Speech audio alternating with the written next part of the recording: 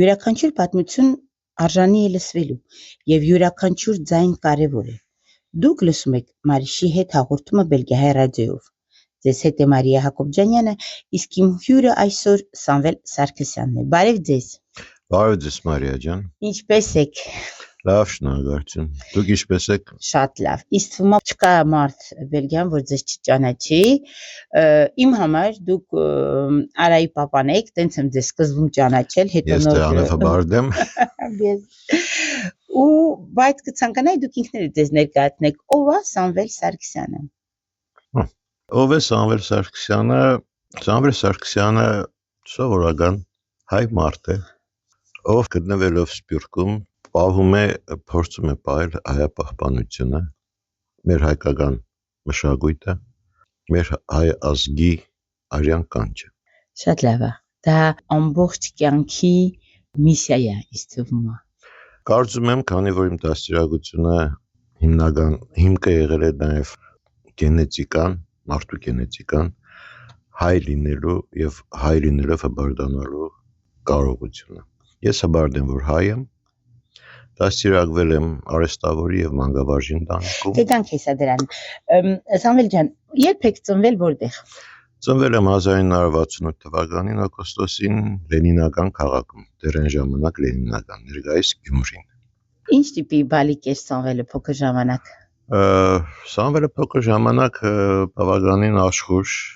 շատ հետաքրքրասեր բալիկ է եղել։ Նույնիսկ հիշում եմ, որ մանկապարտեզ ժամանակ չնայած իմ մամայիս զբաղվածությանը որպես մանկավար, հայոց լեզվի գրականության ուսուցչուհի, իսկ ես մանկապարտեզում էի, մեր մանկապարտեզի միջոցառումների ժամանակ, հանդեսի ժամանակ հարկավոր էր 2 հատ կուկլիկի շորշ կարել։ Այդ կուկլիկներն ինձանից բոյով կուկլիկներ էին, ու ես որոշեցի, որ ես տուն պիտի բերեմ իրենց, ու մաման իրանց պիտի շորշ կարի։ Հետո կարեք։ Մամայի այդ կան զբաղվածության, հա, իր փոքրիկ տղայի խնդրանքը չմեժեց։ Պատկերացնում եմ։ Այն ժամանակվանից արդեն ես ներգրավված էի։ Սիրել եմ զբաղվել, տարբեր միջոցառումներ կազմակերպել, նույնիսկ իմ աշխատանքի ժամանակ ես եղել եմ Կոմսոմոլի քարտուղար հրուշագեղենի ֆաբրիկայում, տարբեր միջոցառումներ եմ կազմակերպել։ Ինչ էիք սիրում փոքր ժամանակ, ինչով էիք զբաղվում, ինչ չէիք սիրում։ Այդպես չեմ կարող ասել ինչ չեմ սիրել, սննդակարգից կարող եմ ասել ամեն ինչ եմ սիրել։ Դե իսկական գյումրեցին սիրում է, չէ՞, տենց լավ ընդունելություն, լավ ուտելիք։ Չսիրելու չեմ կարծում կա ինչ-որ մի բան, որ ասենք ես այդպես ասում թե դա ես չեմ սիրել, որովհետև երևի թե իմ դաստիարակությունը այնպես է եղել, որ ես պարտավոր եմ դա ընդունելու, ինչքան էլ ես չուզենամ։ Պարտավոր եմ ինչ-որ մի բանի հետ հաշվի նստելու, ինչքան էլ ես դա չցանկանամ։ Հա, դե դա ընդհանուր դաստիարակությունն այն ժամանակվա եղել։ Եվ դրա համար երբևէ մտքովս չի անցել, որ նայեմ թե կամ հասկանամ թե ես ինչն եմ սիրել կամ ինչի չեմ սիրել։ Ես շատ ցանկացել եմ մասնագիտություն ընտրել իրավաբանի, բայց այնպես ստացվեց, որ դարձա ինժեներ։ Բայց ես շատ հանկարծակիորեն բացահայտեցի ձեր մյուս տաղանդը, որ դաշնամուր եք նվագում շատ ընտիր։ Այո։ Ռուսը կասի դուշա կամպանի, հա, դաշնամուրը ոնց է երաժշտություն է եկել ձեր կյանք։ Նախ իմ պապան ճիշտ է ինքը ոչ մի գործիք չի նվագել, բայց շատ է սիրել ու պրոնդանիկը, ասենք որ մի փոքր հայ այդպես խումբ կստեղծի ու նվագի։ Եղբորս տվել է ակարդեոնի։ Ինձ դաշնամուրի իմ մամաս շատ լավ ձեն է ունեցել, շատ լավ երգել է, նաև իմ մամաս նվագել է քամանչա։ Իսկ պապաս էլ այն ժամանակ կարել, եթե չեմ սխալվում, դավ էին ասում փոքր տհոլի հետ։ Ինքն էլ դա էր փորձում խփել, բայց խեշ պապաս սլուխ չուներ ու միշտ լավ չէր ստացվում։ Ու ընտանեկան փոքր հա պապայիս հետ միշտ դե ինքը շատ ուդող խմող մարդ է եղել, որպես արհեստավոր մեր։ Ինչի մասնագետ էր։ Ինքը հեռուստացույցների վերանորոգման մասնագետ էր։ Ու այն ժամանակ, հա։ Ու մեր տունը միշտ ուդել խմելը շաբաթ-կիրակի ընկերներով, հորեղբայրս ամեն ծմեր մեր տան մեջ լրիվ ուրիշ կոլորիտ է եղել ու եկած մարդիկ բոլորը, ասենք, ժողովրդի բաժնի վարիչ, դիրեկտոր, բոլորն էլ հեռուստացույց ունեին։ բոլորիներ կարիքը կար, քննիչներ, դատավորներ, իմ բաբայիս շրջապատը բավականին ու հորեղբորի շրջապատը բավականին ուրիշ շրջապատ է եղել, ասենք տեսուծանոթությունը քաղկոմ, քաղսովետ, նման կարգի դե Գյումրին փոքր էլ քաղաք է, ասենց բոլորը եթե հարգում են ուրեմն ասենց շրջապատը ամեն շաբաթ կիրակի մեր տունը հատկապես ծմերները, ինչի եմ շեշտում ծմերները, որովհետև հորեղբայրս է բավականին մեծ պաշտոն ուներ ու Եղեգնաձորից բերում էր 2 տագար գինի, սպիտակ եւ կարմիր։ Այդ երևի թե հոկտեմբերի վերջ։ Ինչքան էր դիմանում։ Մինչև մայիս երևի։ Այդքան փաստորեն։ Տակառը մեծ էր։ 300 կիլոնոց գինիներ։ Ամեն մի տագարը 300 լիտր գինի էր վերցնում։ Իսկ հայրս ինչ էր անում, այդ մենք ես այդպես եմ տեսել, որ դա մեր ընտանիքի ոնց որ արարողա կարգ է։ Հոկտեմբերի վերջ մենք ունեինք 4 կավից մեծ կջուժներ, մեծ մոտավորապես այդպես ժամանակ փոքր է, այդ կջուջը իմ բոյին էր համարյա, ասենք մոտ 1.50 պաշտության հատուկ կջուժներ էին։ Ում պապան ղավուրմա էր տնում, ոչխարի եւ տավարի։ Ու այդ ղավուրմեն ու այդ գինին իրանց միշտ առիթ էր ամեն շաբաթ կիրակի հավաքվելու ընկերներով ուտել, խմել, այդպես ու մենք էլ պարտադիր ես դաշնամուր նվագեի, եղբայրս ագարձոն նվագեր։ Հա։ Այս միջավայրի մեջ ես մեծացել։ Ինչ լավ ջեմ։ եմ այդպես։ Ընտանեկան միջավայր է, չէ։ Մենք էլ ես դաշնամուր էի նվագում, Արմենը ֆլեյտա, որ մարդեր գալիս տուն ասում են կամ արտասանեք կամ երգեք կամ պարեք կամ տենց հետո մի օր ասեցինք մամային Չէ, ես 7 տարի գնացի երաժշտական, իհարկե հետ չեմ ուզեցել, բայց մամայի ու պապայի խաթր, որովհետև իրանք այդպես էին ուզում, ես դե ինչի համար, որովհետև այդ դաշտամուրը հատկապես սոլֆեջոյի դասերի ժամանակ միակ տղան ես էի, իմ ձենը երբեք չէր համապատասխանում այդ աղջիկների ձենին։ Ու ես միշտ կաշկադված էի զգում, բայց փառք Աստծո շատ գերազանց եմ ավարտել։ Նույնիսկ ինձ ուզում էին տանել ուսումնարան երաժշտական, որ ավարտեմ, համոզում են գնալ ուսումնարան, ասեմ Ես 7 տարի տարապել եմ հերիք է չեմ ուզում։ Ես սկզբում գիտեի Լիաննան ձեր քույրիկն է։ Հետո ահագի ժամանակ անցավ, իմացա որ քույրիկը չի։ Որ ինտերիո էինք անում Լիաննայի հետ, Լիաննա ծիծաղում ասում դե քույրիկն եմ էլի, ասում իրար հետ եք մեծացել, իրար դուր դրան ու ինքը շատ ջերմ բաներ պատմեց ձեր մամայի մասին, ասեց ինքը իմ մամաս ա եղել այստեղ ամեն ձևով, ամեն ինքը իր եղբայրը իհարկե ու ասեց ասում ինքը իր մաման ասում ինքը ինձ աղջկապես սիրտը ցավում էր իմ համար ասում ավելին ուղարկում էր ասում գնային խուղալի չկա խալի գնա իր համար կամ սենց էլի ասում ինչ հետաքրքիր ընկերություն բարեկամություններ ա ստեղծվում ուտար երկրում չէ կամ հեռացվում Լիաննային ես գիտեմ 70-ը երևի 6 թվականից 5 կամ 5 երևի դե այն ժամանակ Լիաննան եղել 2 տարեկան որ տեղափոխվել են մեր Թախ ես էլ երևի 7 տարեկան ու այդ հասակից մենք սկսել ենք որպես թաղի երեխաներ իհարկե մեր այս ջերմությունը մտերմությունը նաև առաջացրեց ընտանիքներով մտերմությունը Լիաննայի պապայի անունն էր Միշա իմ պապայիս անունն էր Միշա ու երկու Միշաներով մեր թաղում շատ միջոցառումներ կազմակերպվում հատկապես ուտել խմելու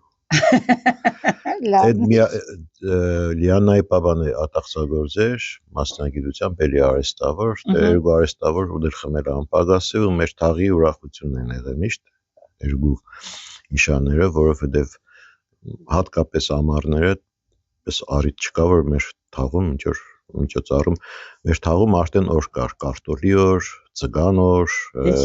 ես էլ ուզում ձեր թաղը գամ ապրեմ։ Այսպես ամառները անցել են։ Նույնիսկ մի հատ հետարքի զավեշտալի դեպք եղավ, ամեն շաբաթ օրերը նախաճաշը պապան ու ձեզ Միշան իր հետ էին միշտ անում։ Այդ օրը իրանք, ասենք, պետք է ինչ որ հadoop դե շաբաթը արդեն դեմը հաջորդ օրը կիրակի հանգիստ է, պետք է ինչ որ դիսկատափվեն ու խմեն։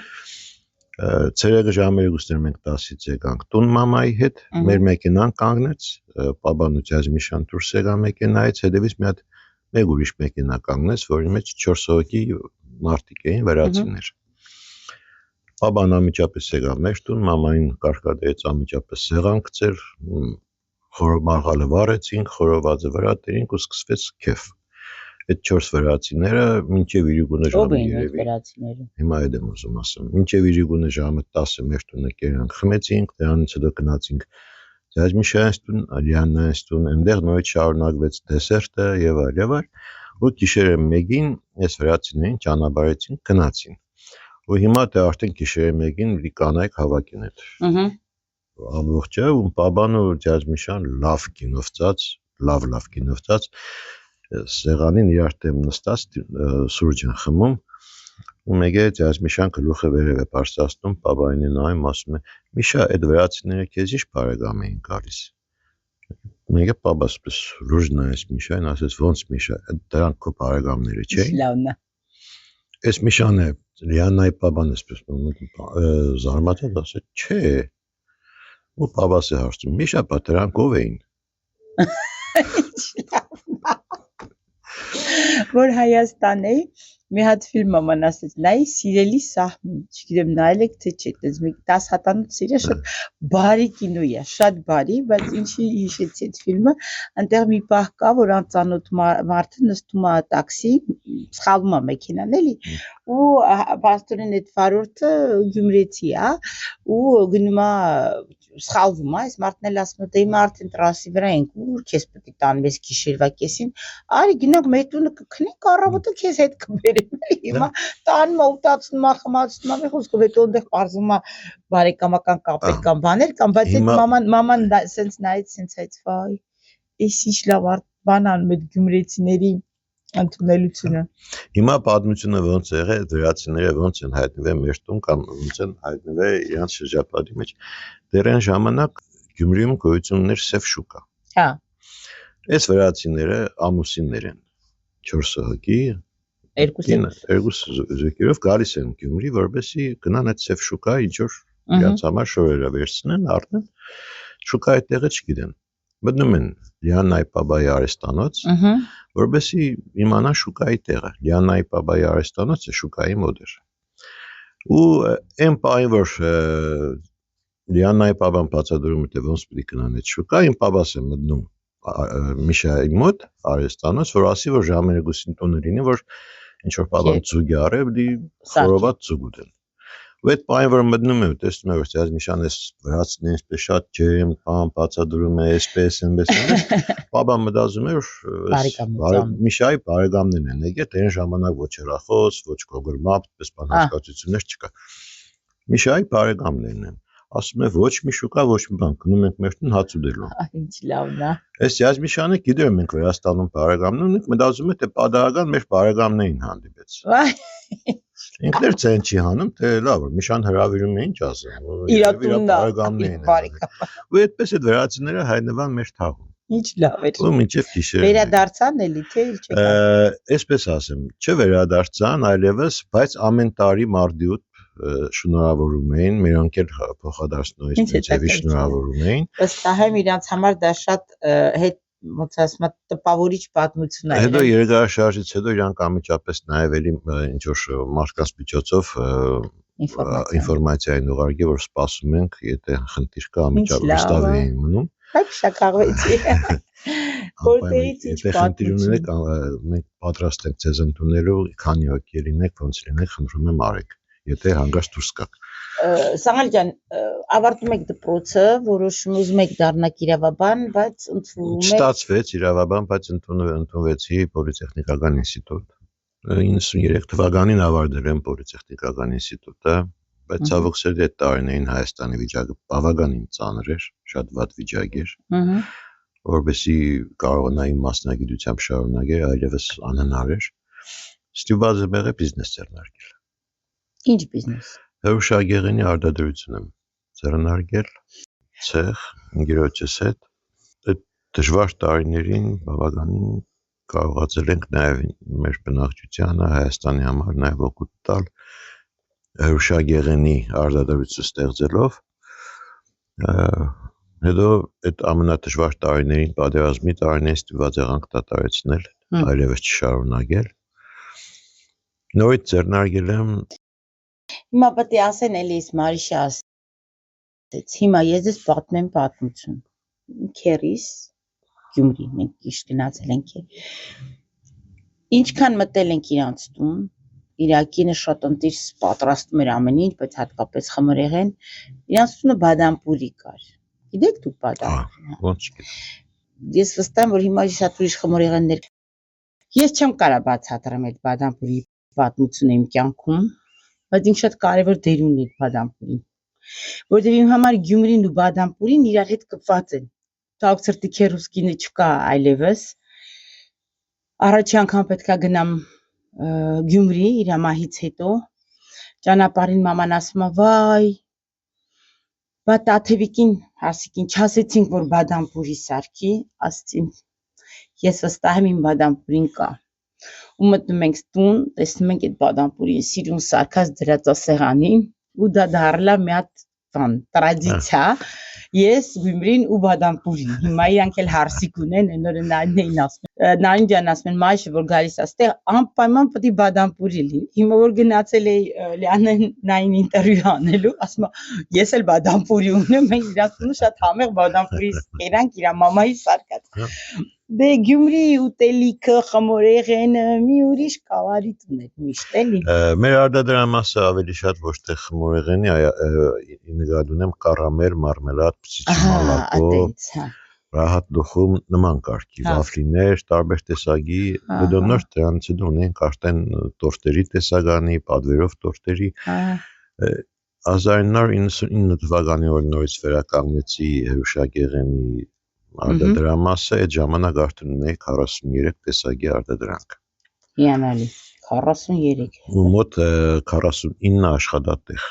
Բարձր։ Ովքեր գիշեր ցերեկ 3 սպենով աշխատում էին ու բավականին մեծ հաջողություն ունեցավ։ Իսկ հետո որ փոխեցիք, ինչով զբաղվեցիք։ Դե դա արդեն 99 թվականին որ ստեղծեցի մինչև 2003 թիվը այդ մեծ հաջողություններս ինձ պատճառ տարան որ այդ ամբողջը նվեր տամ մեկ ուրիշին եւ ստիպված լինեմ երկրից դուրս գալ։ Հա։ Ու ես երկրից դուրս եկա 2003 թվականին։ Արդեն ամուսնացած էիք։ Հա, ամուսնացել եմ 93 թվականին։ Ահա։ Եկանք ամենահետաքրքիր թեման է։ Ո՞նց եք հանդիպել։ Լրիվ պատահական։ Իմ ամուսնությունը հետևյալ պատմություն ունի։ Միտք չեմ ունեցել ամուսնանալու, դեռ 25 տարեկան էի։ Դե շատ երիտասարդ եք։ Հա։ Հա։ Ամուսնությանս որոշումը եղավ զուտ նրա համար, որ մայրս այլևս տանը մենակ չմնա։ Հա։ Ինչի համար հիմա ասեմ։ 93 թվականի մարտի 16-ին եղբորս համար մեծ հնարավորություն ստեղծվեց Իսրայել գնալու իր մասնագիտությամբ աշխատելու եղբայրս միջուկային ֆիզիկոս է։ Վաու։ Պրոֆեսոր, ակադեմիկոս։ Ու մարտի 16-ին եղբորս պաշտպանություններ ու այդ պաշտպանությունից էր կախված Երևանի Ալիխանյանների ինստիտուտում։ Ու այդ պաշտպանությունից էր կախված եղբայրս գնում էր թե չէր գնում։ Հա։ Իմ պապաս իշքանով որ շրջապատի մեջ հարգված մարդ էր, բայց իր բնավորությամբ ինքը շատ զգայուն մարդ էր ու պաշտպանության ժամանակ ինքը չգավ պաշտպանությանը մի պարզ պատճառով ասելով որ ես չեմ կա այնտեղ նստի հանգարց ինչ որ մեկը իմ տղայիս հագադարձի ես դա չեմ կարող տանել ես կմնամ Գյումրի դուք գնացեք պաշտպանությանը ներկա եղեք ես ու մաման գնացինք Երևան պաշտպանությանը ներկա գտնվելու քանի որ պաշտպանությունից հետո նաև մեծ բանկետ էր կազմակերպվելու եղբորս պաշտպանությունը շնորհավորելու համար եղբայրը շատ փայլուն պաշտպանեց Երևանում այդ իրուգուն ամբողջ դասախոսական կազմը հյուրասիրեցինք հյուրասիրություն կազմակերպվեց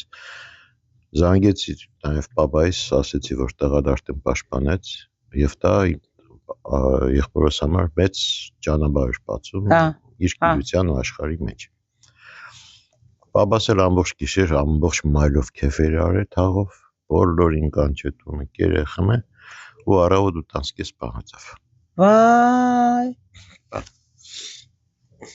Վայ Ամչան վրա վադազդեց քանի որ աղբորս ուրախություն են նույնիսկ մի սուտկա չլրացավ բայց դե ինչ արած կյանք էր ինչ հետաքրքիր ստացվեր ու Երևանից եկանք հետ հա այդ էր հարցը որ Հետո որ մի պապաս հետարքիր բնավորություն ունեցել, իրա մի բանը որ ասում էր, չէ, ոչ ոք չէր կարող պապայից չեն հատած։ Դա հիբրիդների բնավորությունը չի մի քիչ։ Հա, ինք որ ասում էր վերջ։ Ու այդ դեպքից հետո դե մայիսի 1-ին աղբերս պիտի գնար ընտանիքով Իսրայել։ Ցուրտ 8 տարիներ 93 թիվ։ Հա։ Մաման տանը մենակ, ես տղա ինչքան կարող եմ մամայի կողքը նստել։ Հա։ Դե ես իմ գործերը ունեմ դուրս պիտի կամ ներս կամ մաման ահավոր ծանր էր տանում բաբայի դեպքը, շատ ծանր։ Հա, պատկերացնում եմ։ Մի այլ կարգի ծանր, ու ես հասկացա որ եթե ես չամստանամ ու տուն ինչ որ նորություն չլինի, ինչ որ մի բան չփոխվի մեր տան կյանքում, կարող ես նաև մամային կորցնեմ։ Այ։ Ու եղավ այնպես որ կնոջս քերին ու եղբայրս նույն դասարանի երեխեք են։ Հա։ Հրաչը։ Ես չեմ գիտեց եղել, բայց միսակը գնալու ժամանակ հրաչի խնդրել է որ հրաշն է ժամանակ դպրոցի ուսմասվար էր, խնդրել է որ ինձ համար աղջիկ նայեն, զբաղվեն, իր այդ շատ մտերիմ ընկերներ են եղել, որ ամուսնության հարց նայեն, ինչ որ մի կետում, ու մայիսի վերջ էր արդեն վերջի զանգերի կողմներ, հրաշն եկել էր մեր տուն, ես տուն եկա, հրաչը մեր տունն է, եղբորս ընկերը, ու ինչ որ իրանց դպրոցի մի հատ աղջիկ է տեսել, ով ավարտելու է արդեն 10-րդ դասարանը, վերջի զանգը, ես գնամ տեսնեմ։ Դե լավ ասի կգամ, բայց ցանկություն չունեի ամուսնության ուղղակի որ եկել է, խնդրել է։ Հա։ Մի քիչ ինձ նախադեցին, դե ես էլ հասկանում եմ արդեն որ ինչ որ բան փոխվի, դե զուտ մենակ են որ մամայի համար տոնը ինչ որ բան փոխվի։ Դելա գնացի դպրոց։ Գնացի տեսա, բայց չհավանեցի։ Չգիտեմ, երևի պես շատ դրամատված չէի կամ ինչ էր։ Ու հրաչի հետ ոտքով քայլելով եկանք գնացինք իրանց տուն։ Որ տուն գնացինք, ջեկներեք, ինչև իրանց տուն գնալը հիվանդանոց կար ճանապարհին, հիվանդանոցի մոտով անցանք, հրաչի պապան հիվանդանոց էր պարզած։ Հանդիպեցինք հրաչի պապային հիվանդանոցում, ու ես տեսա այդ մարդը բավականին ծանր խնդիր ունի, դե չգիտեի։ Ասի հրաչ, ես Երևանում շատ լավ ծանոթներ կան, մենց Միսագի եղբորս Քավորգինը, իր պապան Կարագուլյանը, շատ ուժեղ մասնագետ է, խոսեմ տանենք իրա մոտ։ Համաձայնվեցինք, ասի ես կզանգեմ ու կուրսի կպահեմ։ Անմիջապես եկա զանգեցի, խնդրեցի որ ծանր դեպքի հիվանդ էր, բերենք Երևան, ու պայմանավորվեցինք որ չորեքշաբթի օրը գնալու ենք Երևան։ Դե օրը շաբաթ էր։ Ու ես կիրակի օրը գնացի հրաչես տուն, որպեսզի ասեմ որ չորեքշաբթի օրը պապային մի տանենք ու կիրակի օրը գնացի նայ արդեն պապան մահացել էր։ Հրաչի։ Դե արդեն չգիտեմ,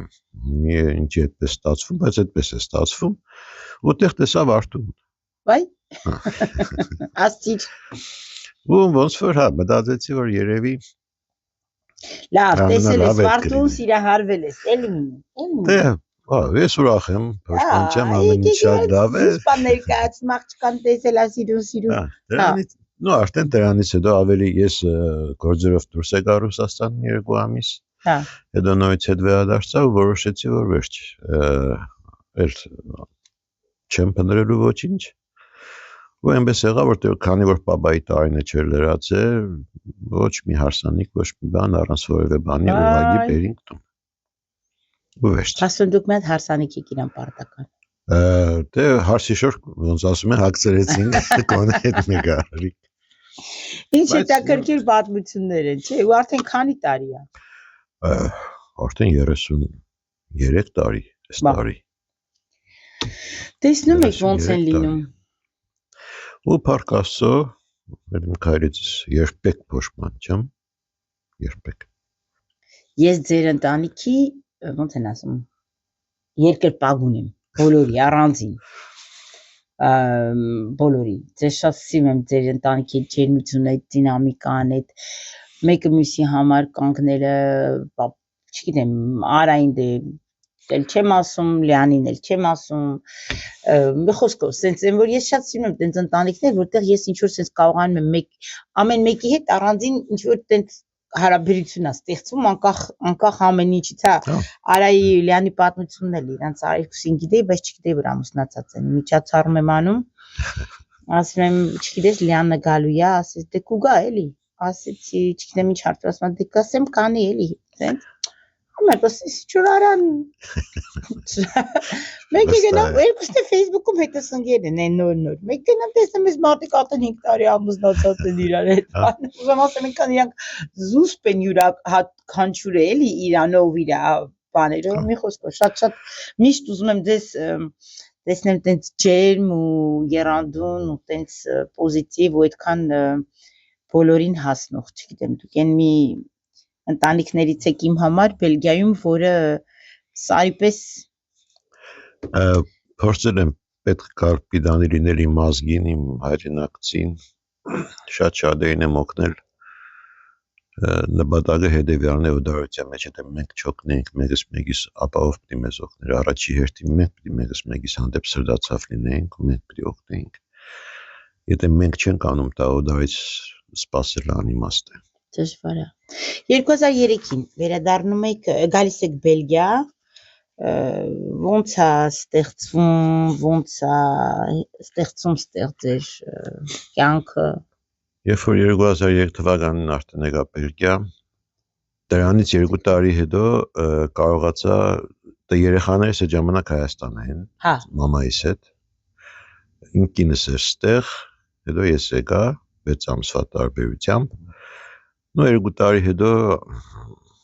կարողացանք մամային ու երեխեքին բերել այստեղ։ Ոնց ստեղծվեց այս բանգավարժական, ոչ թե մանր դպրոցի այս ճանապարհը, իմ մամաս Հայաստանում արդեն 46 տարվա հայոց լեզու գրականության մասնագետ էր ու շատ էր սիրել իր աշխատանքը։ Իր աշխատանքով ապրել էր ու ապրում էր։ Դե իմ մամաս է, իմ թակուիս է, իմ տան մեջ տեղ ունի, այս մամային մեկ այլ կարգի այսպես գլխի վրա, հա, դե նույնիսկ իմ կինս իմ երեխեքս բոլորն է գիտեցել են, որ հարց եղե հարցնելու, ասել են թե Սամվելը տունը կամ կնոջս Ստերսկերսորը բոլորն է հստակ գիտեցել են, որ ինձ համար իմ մամաս ուրիշ աշխարհ է, իմ ընտանիքս ուրիշ է։ Հա, ինչ հետաքրքիր է։ Այդպես էր։ Ես հասկացա մի բան, մամաս ճիշտ է, տուն ինչ կան է, ես մամային տանեմ, այստեղ ման բերեմ եւ այլ, բայց մաման ամբողջ կյանքը 46 տարի ինքը դպրոցով է ապրել, եւ մասնագիտությամբ զգում է ինչ-որ մի բան պակաս էր։ Ես գիտեի, որ Մեխելենում կար դպրոց, որը ստեղծվել էր 99-2000 թվականներին։ Ո՞վ էր ստեղծել այդ դպրոցը։ Այդ դպրոցը ստեղծել էին Էձիգն ու Գրիգորը, դաշնակցություններ ստեղծել։ Ստեղծել էին դպրոցը։ Այս դաշնակցության ինչ որ մի հատուկ ճյուղ էր ստեղծել, չէ՞։ Այն ժամանակ հենց դաշնակցություններ ստեղծել։ Հետո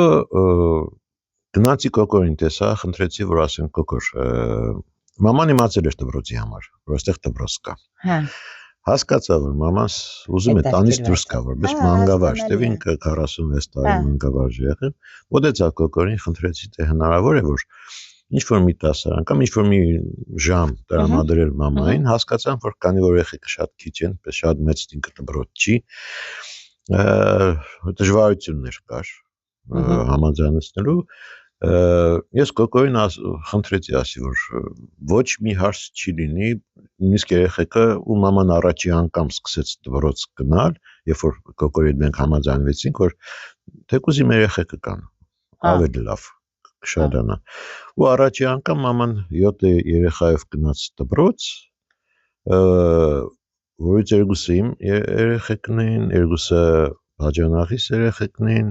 Դասան ստեղծեց։ Հա, Լիանայի աղջիկներ Հասիկոն, Գյոչես երեխեք, այսինքն մեր շրջապատով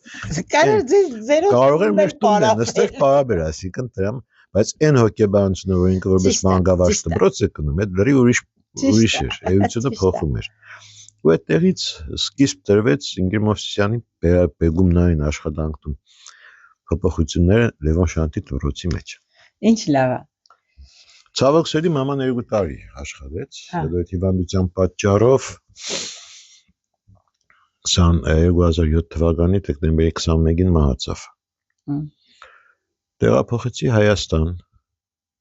պապայիս կողքը, ու Դրանից հետո այդ դպրոցի հովանավորելը կամ որպես ծնող դպրոցի կողքը կանգնելը դա եղավ իմ սուրբ պարտականությունը,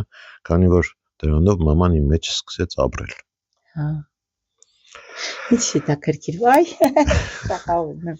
Հետո երբ որ 2009 թվականից վերամիավորվեց համազգային միությունը Արմեն Ասլանյանի նախագահությամբ, ինձ առաջարկ եղավ լինել վարչության անդամ։ Ես եղա վարչության անդամ ու քանի որ դպրոցները Սփյուռքի դպրոցների մեծամասնությունը պատկանում միշտ ստեղծվել է համազգայինի կողմից, մերն է բացառություն չէր, որ դպրոցը հանձնվեց համազգայինին։ Ու սկսած 2009 թվականից Լևաշանտի դպրոցը դեռ այն ժամանակ նաև Անտվերպենում կար Նիկոլ Աղբերյանի դպրոց, էլի շաբաթօրյա, սկսեց գործել համազգայինի հովանու ներքո։ Ու մինչև առեսօր։ Միակ բանը, որ կարողացել եմ, ոչ թե կարողացել, այսինքն ինձ համար ավելի հոգեհարազատ դառավ նաև Շուշանիկ պարային համույթը, որտեղ 2010 թվականին մենք ստեղծեցինք Շուշանիկ պարային համույթ ժողովրդական։ Իսկ ինչի շատ հոգեհարազատ, որովհետև մամայիս անունը Շուշանիկ էր։ Հա, դե ձեր կյանքում Շուշանիկը ամեն ինչ կապված է իրար հետ։ Շուշանիկը դա նախապայման ունի, ինչի համար հենց Շուշանիկ։ Ու դա ավելի ինձ ստիպեց, որ ես ավելի հոգ տանեմ դպրոցի իրակայանալու իր կյանքի մեջ։ 2010 թվականին երեխաներին տարել եմ Հայաստան, 13 երեխա տարա Հայաստան, որից 7-ը մասնակցեցին Հայասպետ խաղին, 9 երեխա տարանք կազմակերպեցինք 125 երեխա ընդհանուր, բայց մեր Բելգիայից 9 երեխա գնացինք Արցախ, 4 օր մնացինք Արցախում։ Երեխեքը լավ ման եկան։ Անմոռանալի տպավորություններ պատկերացնում։ Փորձել եմ նման կերպ մեր հայապահպանությունը Բելգիայում, հատկապես Մեխելեն քաղաքում պահպանել։ Գիտեմ, որ դուք Մեխելենում նաև խաչքար եք դրել, չէ, դա շատ հետաքրքիր պատմություն ունի, մարդիկ միշտ ծիծաղում են, ինձ ասում են դու սա պատմությունը գիտես, մարդկանց հետ զրուցում շփվում ես, իրանք ամբողջ կյանք են ապրել, այդտեղ գործունեություն են արել, որ թվին դրեցիք խաչքարը։ Խաչքարը տեղադրվեց 2010 թվականին մեր հայոց ցեղասպանության 100-ամյակի նվիրված։ Դա շատ շնորհակալություն մեխելենցիներին, որոնք շատ ակտիվ էին ու մեզ հաջողվեց ժամանակին հասցնել խաչքարը տեղադրել։ Չնայած որ խաչքարը բավականին շատ բարդ ճանապարհներով եկավ տեղ հասավ ու վերջի րոպեին մենք Կիրագյուրը ժամը 1-ին ունեինք խաչքարի հանդիսավոր բացման արարողություն, խաչքարը տեղադրել ենք առավոտ ժամը 10-ին։ Լրիվ հայկական վարիանտ։ Այսպես շատ այդ Սամվել Մեխելենում գոյություն ունի նաև Անի մշակութային կենտրոն, հա, հայտուն մշակութային կենտրոն։ Անի համայնքային վարչություն, այդպես ասեմ։ Ես միշտ փորձում եմ հարցերը տամ մի քիչ ոնց որ դմբույկի նման, հա, ոնց որ ասում, ինչի համար, որովհետև շատ կազմակերպություններ կան Բելգիայում տարբեր հայկական, բայց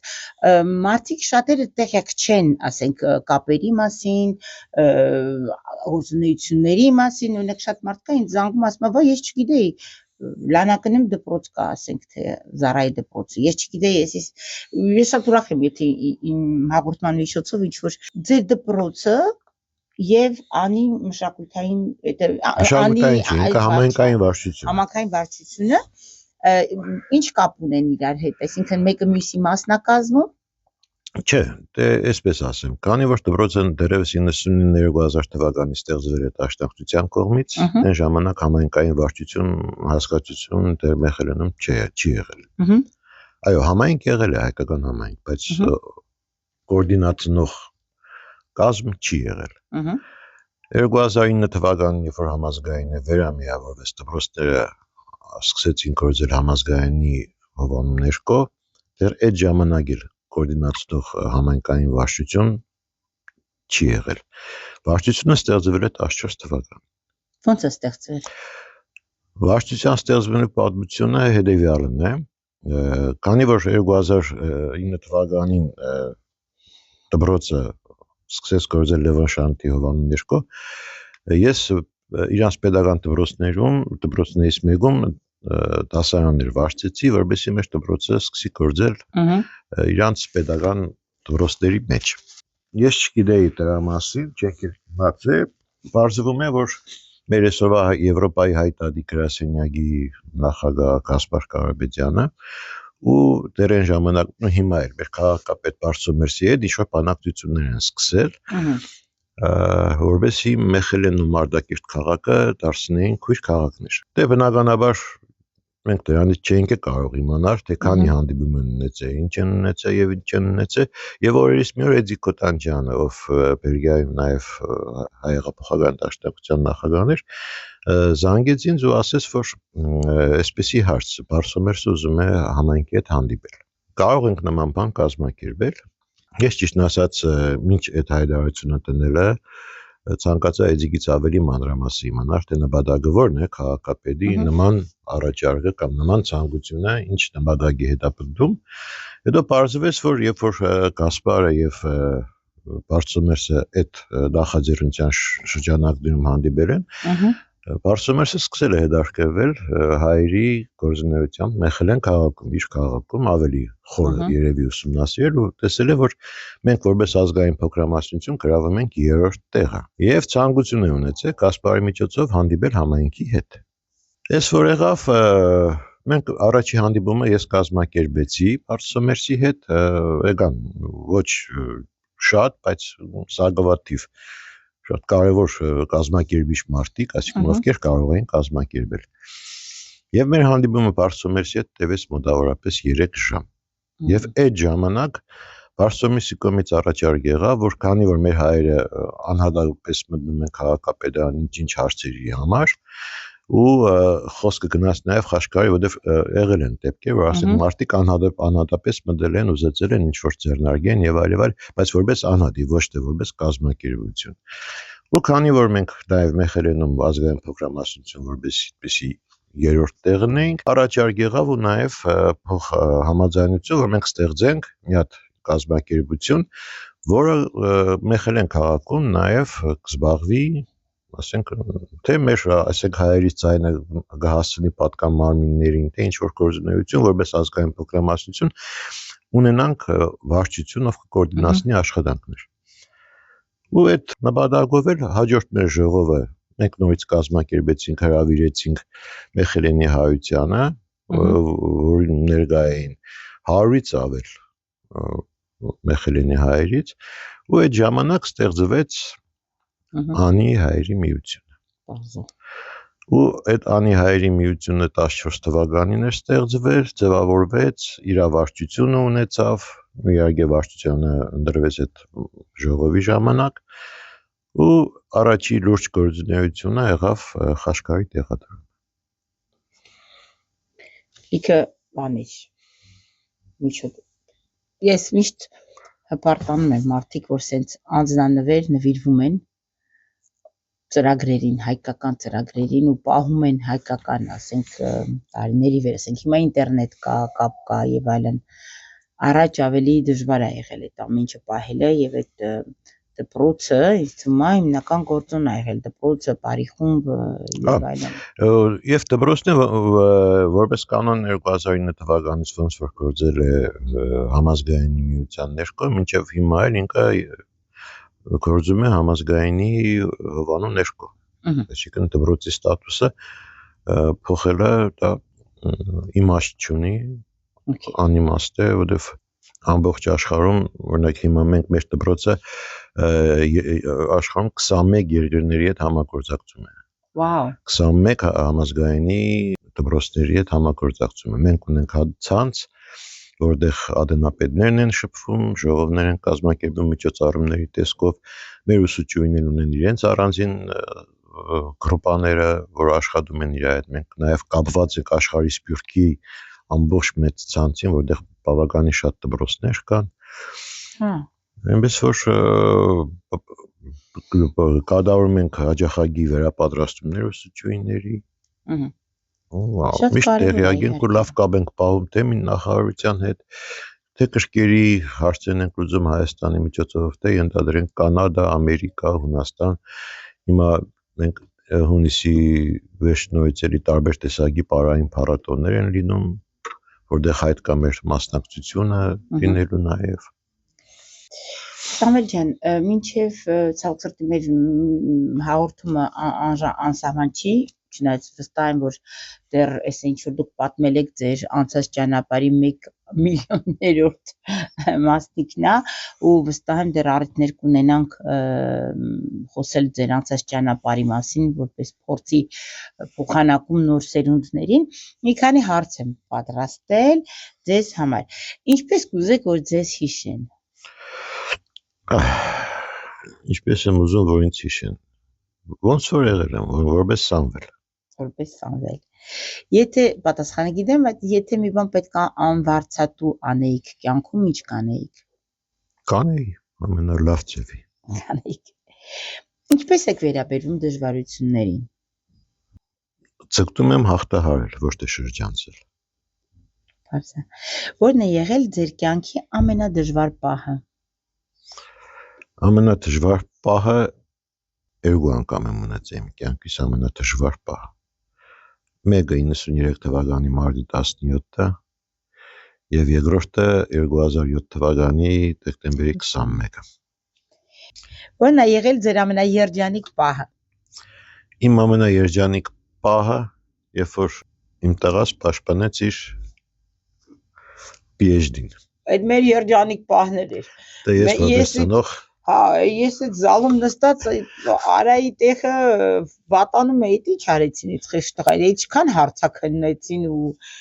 մի ուրիշ փայլուն պաշտպանեց, դա իմ համար փայլուն։ ես նույն այդ ժամանակ հասկացա իմ պապայիս վիճակը։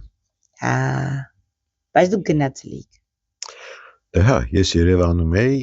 Արայի պաշտպանությանը դուք ընդեղ էիք, հա, եւ այսօր հասկացա թե իմ պապաս ինչ է ապրել։ Պատկերացնում եմ։ Վերջին անգամ երբ եք տոնել ձեր ձեռքբերումները եւ արդյոք ունեք սովորություն տոնելու։ Ոչ, չունեմ նման սովորություն, որ ձեռքբերումներ տոնեմ։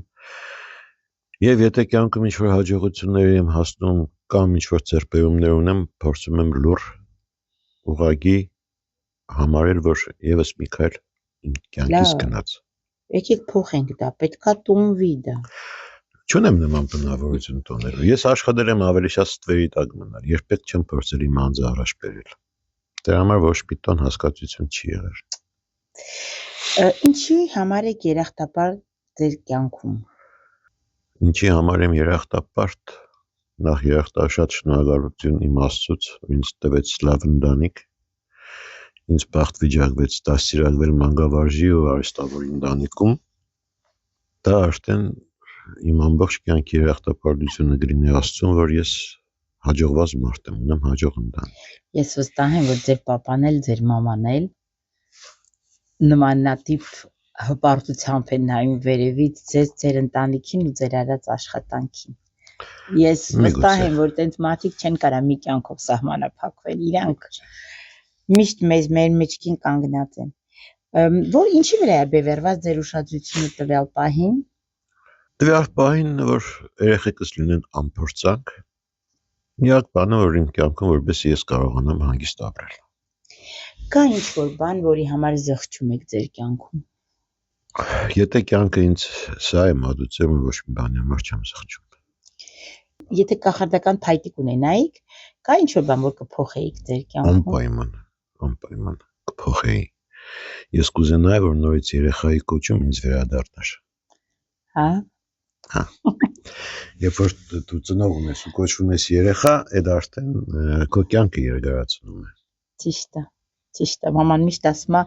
քանի ծնողը կա, դու բալիկ ես։ Հա, դու այդ երեխայի կոչումը ունես։ Երբ ասված մի արած, այդ կոչումից զրկվում ես, դու հասկանում ես, որ արդեն մեծ պատասխանատվություն ես կրում։ Արդեն մեծացար։ Մեծանալն երարդի, բայց արդեն բավականին շատ մեծ պատասխանատվության տակ ես մտնում քո ընտանիքի, քո երեխայի, քո կնոջ հանդեպ։ Իսկ քանի կա երեխա ես, այդ կոչում ունես, սխալվելու իրավունք ունես։ Երբ այդ կոչումից զրկվեցիր, դեռ սխալվելու իրավունք չունես։ Ճիշտ, լավ ասեցիք, ճիշտ է։ Սամվել ջան, ուզում եմ ի սրտե իմ անունից, Բելգիայի անունից շնորհակալություն ձեզ հայտնել ձեր Ձեր ամեն ինչի համար, արածի համար, բայց ձեր մարդ տեսակի համար, նրա համար, որ դուք միշտ կանգնում եք ռաբիզներս մենք ճշտի կողքը։ Ես հետս ռադիոից կհանեն։ Չէ, ես շատ սիրում եմ ձեր մարդ տեսակը, ձեր ընկեր տեսակը, ձեր արժեքները ու այն որ դուք կրում եք ձեր մեջ, ձեր ծնողների, ձեր մամայի, ոնց որ ասում եմ, ժառանգությունը, սերը դեպի մանկավարժությունը ու այդ հայ մշակույթի տարածելը, որը դուք ինքներդ փոխանցել եք նաև ձեր բալիկներին։ Շնորհակալություն, որ ժամանակ հատկացրեցիք, գաք իմ հետ զրուցեք, բայց ամենաշատը շնորհակալ եմ ձեր անկեղծության համար ու այս պատմությունները ինձ հետ կիսելու համար։ Ես շատ զգացված եմ, Սամվել ջան։ Մարիա ջան, շատ շնորհակալություն նաև նման հրավերքի համար։ Ես մի փոքր փակագծեր կբացեմ, սա իմ կյանքի առաջին ինտերվյուն էր։ Առաջի հարցազրույցն է, որ ես ձեր մոտ կարողացա ինչ-որ մի փոքրիկ բան ներկայացնել ձեզ։ Ես ընդհանրապես չեմ սիրել շատ խոսել, չեմ սիրել իմ գործերը ցույց տալ ու ներկայացնել, հնարավորինս աշխատել եմ փակ, ստվերի տակ ու երբևիցե չեմ ցանկացել, որ երևալ։ Իմ մեջ երևալու հոգեբանություն չի եղել։ Դրա համար շատ շնորհակալություն, որ ինձ առաջի անգամ այսքան տարվա մեջ հնարավորություն ընձեռնվեց փորձել մի փոքր փակագծեր բացել եւ անկեղծանալ։ Ես ձեզ էլի կհրավիրեմ, վստահ եմ լիքը պատմություններ կա, սիրելի ունկնդիրներ, Բելգիա ռադիոն ձեր ձայնն է եւ ձեր արձագանքը։ Եկեք միասին պահենք այս հաղորդումը, տարածեք եւ շարունակեք փոխանցել։ Բելգիա բոլորիս ռադիոն է։ Հոգ տարեք ձեր պատմությունների մասին, որովհետև յուրաքանչյուր անվան հետևում մի ճակատագիր կա։ Մինչ նոր հանդիպում հաջորդ թողարկմանը։